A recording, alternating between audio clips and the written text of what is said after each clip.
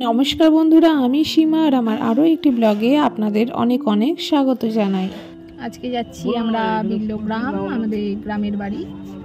তো যার জন্যই আজকে বেরোনো, তো যেহেতু এমার্জেন্সি তো বেরোতে হচ্ছে, তো সেই মতো গাড়ি করে বেরিয়ে পড়েছি। চলো ওখানে গিয়ে দেখা হচ্ছে। পায়ে চোট লাগার আজ 13 দিন বাদ আমি বাড়ি থেকে বেরোলাম। তো ডাক্তারের কথা মতো বাড়ি থেকে বেরোনো তো সম্পূর্ণভাবে নিষেধ, কিন্তু তোমরা আশা করি সবাই জানো, যারা যারা আমার ভিডিও একটু আধটু দেখো, যে আমার দাদু রিসেন্টলি মারা গেছে। তো দাদুর কাজ ছিল, তো তার জন্যই আজকে যাওয়া। আজকে আমরা যাচ্ছি কাটোয়া বল্লভপুর ফেরিঘাট হয়ে। এটা আমার প্রথম এইরকম অভিজ্ঞতা, বেশ দারুণ লাগছিল।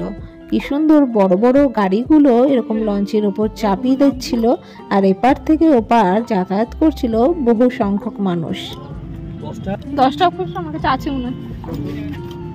কেন 20 টাকা না? এই যে আমার কাছে 10 টাকা, তাহলে রেখে দাও। 20 টাকা নেবে যখন 20 টাকা। আচ্ছা, আমার তো নামতে ইচ্ছা করছে দেখে, কিন্তু উপায় নাই, পায়ের অবস্থা প্রচণ্ড খারাপ, না গেলে নয়, তাই গাড়ি করে ট্রাভেল করছি। মানে পায়ের মুভমেন্ট যতটা কম হয় আর কি, ততটাই ভালো। আয় আয় আয়, এসো আমার এখানেই দাঁড়ো, এখানে দাঁড়িয়ে থাকো, এখানে এখানে আয়, এই যে এখানে দাঁড়ো, আয়।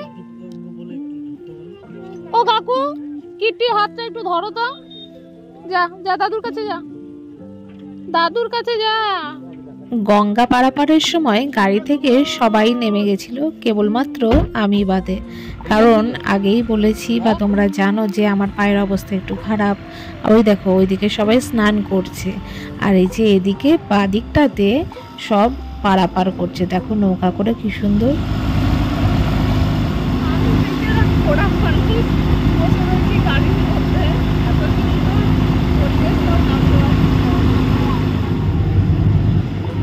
শোনাই, তোমার কেমন লাগছে? কি হলো, তুমি কিছু বলছো না? ভালো লাগছে? এটা এই করে নাও, লিজে একটা ঘাট নিয়ে নাও। হ্যাঁ, একটা ঘাটে পানি নাকি এরকম আলাদা করে নিজস্ব। কত টাকা ইনকাম হবে বলো তো মাস গেলে? এইটারই সব স্নান করছে নাকি এখান দিয়ে? শোনাই, এসো নাই, কেমন লাগছে মজা?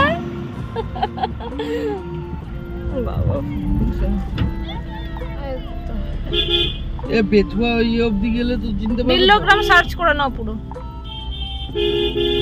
নাকি তো বাজারটা বাদিকে ঢুকতে হবে। এখন বাদিকে পড়বে না, এখন যেতে ডান দিকে পড়বে। হ্যাঁ, ডান দিকে। এই রে, মানে তো আমরা অনেক উচ্চতায় উঠে গেছি। কোথায় উঠে গেছি? কই রে? এবারে যদি পড়ে যায় তাহলে তো আর হাত মুখ লাগানোই যাবে না। লাগানো যাবে না। গঙ্গা পার হয়ে এবার আমরা উঠে পড়েছি আবার হাইওয়েতে। আমাদের বাড়ি হচ্ছে নদিয়ার বেথুয়াডাউরির বিল্লগ্রামে। তো আজকে আমরা সেখানেই পৌঁছে গেছি। দাদুর কাজ কাকা জ্যাঠারা সবাই মিলে একসাথেই করছে, তাই বহু লোকের সমাগম হয়েছিল ওই দিন বাড়িতে। আর এখানে আমরা গল্প করছিলাম দিদি জামাইবাবুর সাথে, আর সাথে দেখো এদিকে চলছে রান্না বান্না, আর এদিকে চলছে খাওয়া দাওয়া। তো খাওয়া দাওয়া শেষে আমরা আবার ওই দিনই যেহেতু ব্যাক করেছিলাম, তাই বেশি লেট না করে মোটামুটি 5টা 15 নাগাদ নদিয়া থেকে রওনা দিয়ে দিয়েছিলাম বর্ধমানের উদ্দেশ্যে।